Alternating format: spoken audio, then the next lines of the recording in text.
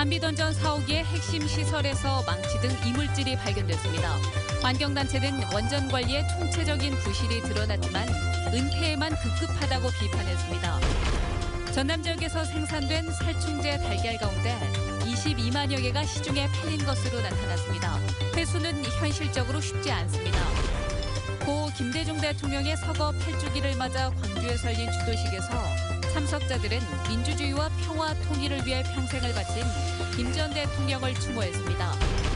부다페스트 수영대회가 사실상 마무리됐습니다. 헝가리의 교훈을 토대로 개최 효과를 극대화할 광주만의 전략 마련이 절실합니다. 여러분 안녕하십니까? 한비던전 4호기의 증기발생기에서 30여 개의 이물질이 발견됐습니다. 믿기 어렵게도 이물질 가운데는 10cm가 넘는 금속도 있었습니다. 이보다 앞서 한비던전 4호기에선 경납 건물 내부 철판 부식과 콘크리트 구멍이 발견돼 부실 시공 논란이 일고 있죠. 원전 안전이 우려되고 있습니다. 송정근 기자입니다. 한비던전 4호기에서 이번엔 이물질이 발견됐습니다. 3대 핵심 설비 가운데 하나인 증기발생기 안에서 발견된 이물질은 모두 38개. 한비던전은 이 가운데 34개는 제거했다고 지난 7월 민간감시위에 알렸지만 나머지 4개는 발견 사실을 알리지 않았습니다. 민간감시위는 한비던전 4호기 증기발생기에서 발견된 이물질 가운데 일부를 보고하지 않았다며 이는 은폐 의도가 있는 것이라고 말했습니다. 형상, 이력 전체를 우리 위원회에 보고해달라.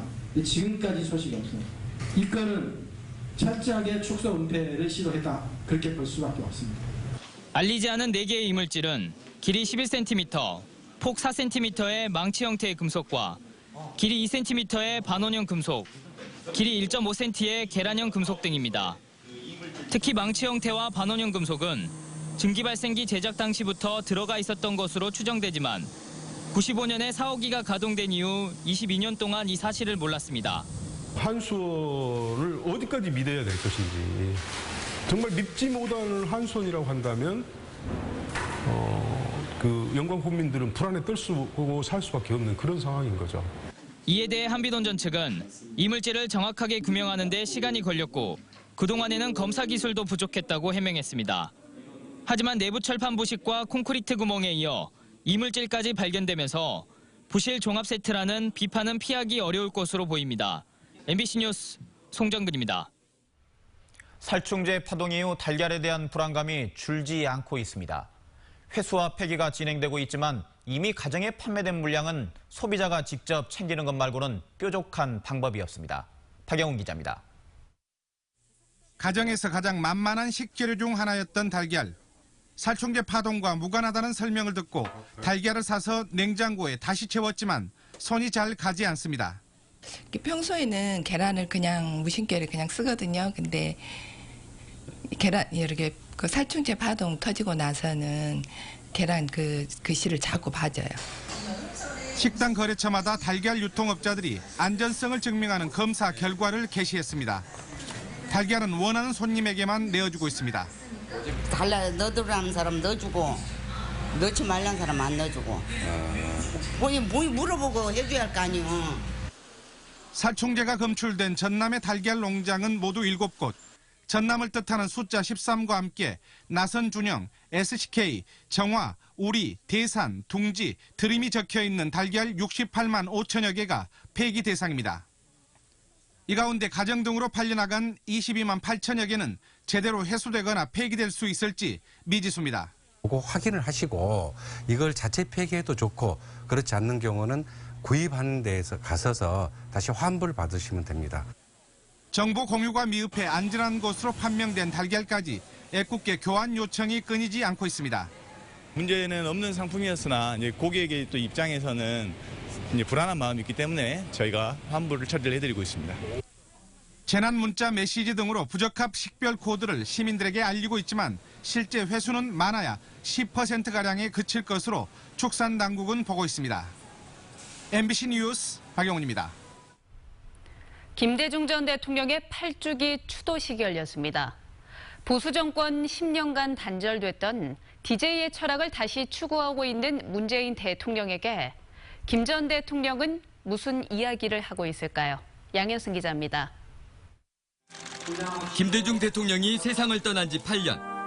문재인 대통령은 김대중의 길을 따라가겠다고 말했습니다. 개인적으로는 본받고 싶은 정의로운 삶의 길이고 국가적으로는 한반도의 평화와 번영을 위해 뒤따라야 할 길입니다. IMF로 무너졌던 나라를 재건해야 했던 김대중 대통령. 분열된 국론, 적폐청산에 갈 길 바쁜 문재인 대통령. 경제를 살려야 하고 안보를 강화해야 하고 평화를 추구해야 하고 무엇보다 민주정부를 지켜야 한다는 자부심까지 닮아 있습니다. 북한이 낀 국제 정세를 대한민국이 주도해야 한다는 DJ의 뚜렷했던 철학을 최근 문 대통령은 재확인했습니다. 햇볕 정책 안 하면 어떻게 할 것입니까? 그렇죠. 전쟁할 것입니까? 냉전을 계속할 것입니까? 지방 분권을 통해 수도권 집중 해소와 국토 균형 발전을 이루겠다는 생각도 DJ가 아꼈던 지방자치제의 연장선상에 있습니다. 지방자치에 대해서는 우리가 좀 더 따뜻한 눈으로 봐줘야 되고 또 장기적인 안목으로 말하자면 지방자치가 발전되도록 도와줘야 한다고 생각합니다. 국민을 바라보고 100일을 달려왔다는 문재인 정부. 김대중 대통령은 이렇게 이야기하고 있습니다. 우리 국민이 해야 한다고 주장하면 하게 돼요. 지금 국민을 이기는 사람은 없거든요. 이제는 우리 국민이 정치도 좌우하고 MBC 뉴스 양현승입니다. 고 김대중 전 대통령의 서거 8주기를 맞아 광주에서도 추도식이 열렸습니다. 5.18 기록관에 설린 추도식에서 참석자들은 민주주의와 평화 통일을 위해 평생을 헌신한 김대중 전 대통령의 삶을 되돌아보고 고인의 영면을 기원했습니다. 박원순 서울시장도 추도사를 통해 지나가는 길에 풀 한 포기처럼 소탈하고 평화로운 모습을 보여주셨던 대통령의 모습을 닮아가겠다고 말했습니다.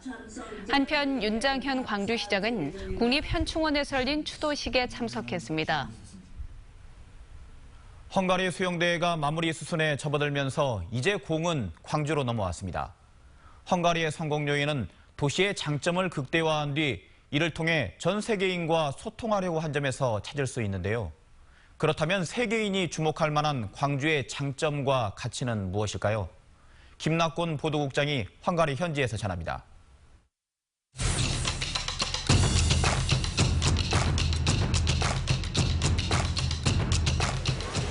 수영 선수권 대회와 달리 마사지 대회에서 관중은 가족과 동호인들입니다. 전 세계 TV 시청자도 없습니다. 이 대회에서 빛나는 주인공은 수영을 사랑하는 아마추어 동호인들입니다. 이번 대회는 만여 명의 아마추어 선수들이 참석했습니다. 평소에도 부다페스트를 찾는 관광객들이 집중되고 있는 구도심 중심가에는 이번 수영대회에 참가하는 아마추어 동호인들의 발길까지 이어지면서 톡톡한 경제 효과로 이어지고 있습니다. 마스터즈 대회에 참여하고 있는 일반 수영 동호인들은 전문 선수들과 달리 질문이 보다 구체적입니다.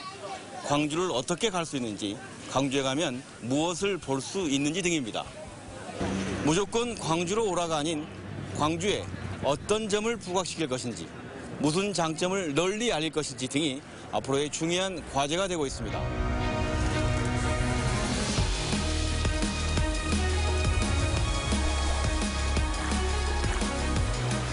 부다페스트의 상징인 부다 왕궁, 아름답고 푸른 다뉴브강, 수영대회 개최 도시인 부다페스트는 자신들이 갖고 있는 장점을 최대한 부각시키는 개최 전략을 세웠습니다.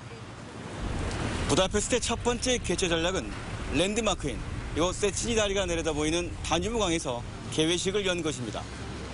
광주 또한 어떤 곳에서 개회식을 열어 전 세계인들에게 광주의 유혹을 느낄 수 있게 하는가가 첫 번째 개최 전략이 될 수 있습니다. 이번 수영대회에서 하이다이빙 경기가 열린 곳은 바로 강 건너편에 보이는 국회의사당입니다. 부다페스트는 자신들이 갖고 있는 문화유산을 극대화하는 곳에 경기장 시설을 배치했습니다.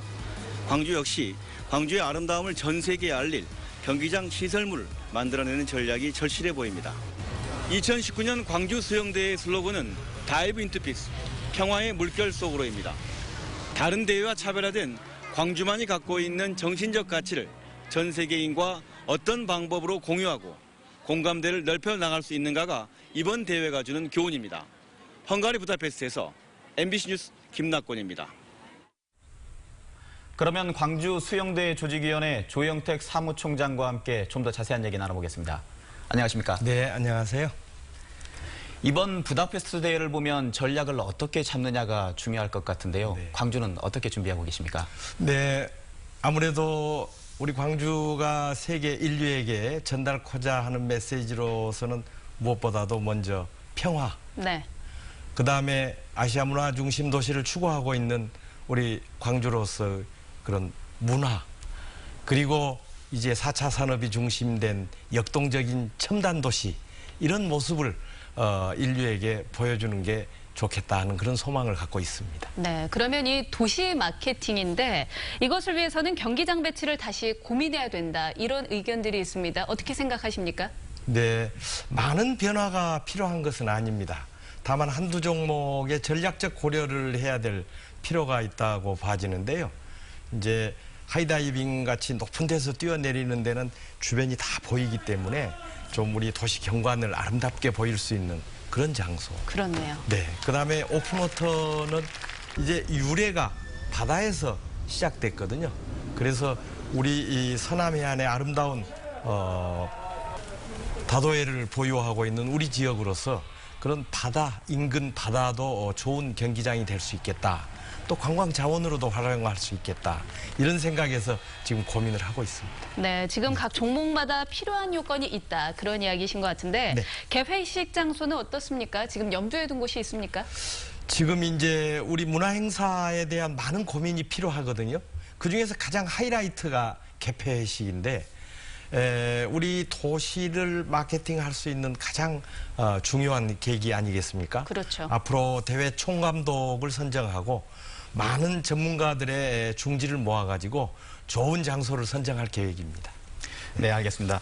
엘리트 선수들이 참가하는 수영 선수권은 걱정이 좀 덜하지만 마스터즈 대회는 접근성 때문에 참가가 좀 저조하지 않을까 걱정되는데 네. 좀 어떻게 해결해 나갈 계획이십니까? 이제 우선 우리 이 아시아 지역의 참가자들을 위해서 무안공항을 활성화할 계획이고요. 네.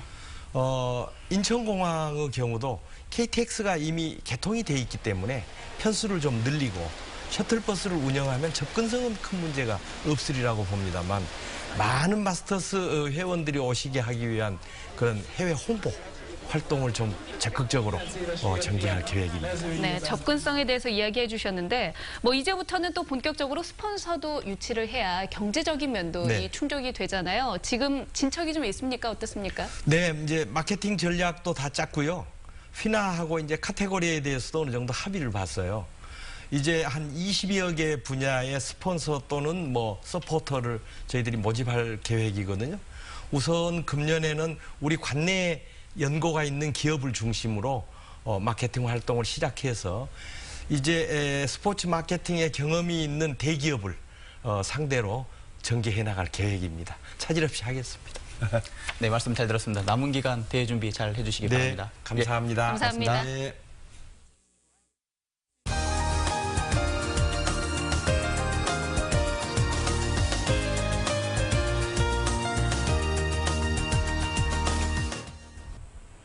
아름다운 지리산의 산세는 예로부터 많은 예술가들에게 좋은 영감을 주었습니다. 오늘 전라도기 행에서는 산자락과 어울리는 예술이 있는 곳, 구례로 안내합니다. 이미지 뉴스 리포터입니다. 깎아질 듯한 절벽 위로 작은 암사가 눈에 띕니다. 원효대사 등 4명의 고승이 마음을 닦았던 사성암에서는 바위에 새겨진 마의 약사 열애불이 탐방객을 맞는데요. 원효 스님이 손톱으로 새겼다는 전설이 신비로움을 더합니다. 오랫동안 풍야작용 때문에 이렇게 희미해지기 때문에 그걸 중심으로 유리광전을 지어놨습니다. 그래서 아까 이게 보신 것을 보면은 상당히 이게 화려하고 이렇게 황홀한 그런 느낌이 들지 않습니까? 도선곡사가 수도를 했던 도선굴에서 호흡을 가다듬고 밖으로 나오면 구례와 지리산이 한눈에 내려다 보입니다. 꼭 한 개의 소원만 들어준다는 사성암에서 사람들은 근심을 벗고 희망을 얻어갑니다. 힘든 일을 당할 때 보통 지옥 같은 마음이 하잖아요. 그래서 모든 사람들이 두루두루 그 지옥의 마음에 헤어나서 편안한 삶을 살았으면 싶어서 그런 소원을 빌었습니다. 아름다운 지리산 자락은 현대 예술인들에게도 좋은 영감을 줍니다. 30여 명의 예술가들이 모인 예술가 마을에서는 조각과 그림 등 다양한 작가들의 작업실과 카페, 갤러리를 둘러볼 수 있는데요. 또한 주말에는 일반 방문객들도 작가와 함께 예술 활동을 해볼 수 있는 기회가 마련됩니다. 생활 도자기, 컵도 맹글고, 뭐 접시도 맹글고, 주로 필요한 꽃병도 맹글고 이런 걸 한다면은 또 뭐 어린애들도 이렇게 와서 그림 미술 지도도 받고 뭐 그런 다양한 편이죠. 아름다운 지리산 자락이 예술적 감성을 자랑하는 곳. 구례에서 눈과 마음이 즐거운 감성 여행 해보시는 것도 좋겠습니다. MBC 뉴스 이미지입니다. 광주와 대구 지역 인사들이 지방분권 토론회를 열고 지방분권 실현을 위한 개헌 방향과 지역 균형 발전 방안을 논의했습니다. 토론회에서 양 지역의 전문가들은 지역 균형 발전은 시대적 과제이자 헌법적 요청으로 진정한 민주공화국으로 가기 위해서는 지방분권이 실현돼야 한다고 주장했습니다. 또 개헌 논의 과정에서 지방분권이 핵심 의제로 채택될 수 있도록 각 지역이 함께 노력해야 한다고 말했습니다. 광주에서 낮 기온이 가장 높은 곳은 광산구청 부근으로 나타났습니다. 국제기후환경센터는 온도 1도 낮추기 프로젝트의 일환으로 78개 지점을 대상으로 열 환경을 조사한 결과 광산구청 부근이 37.2도로 낮 기온이 가장 높았습니다.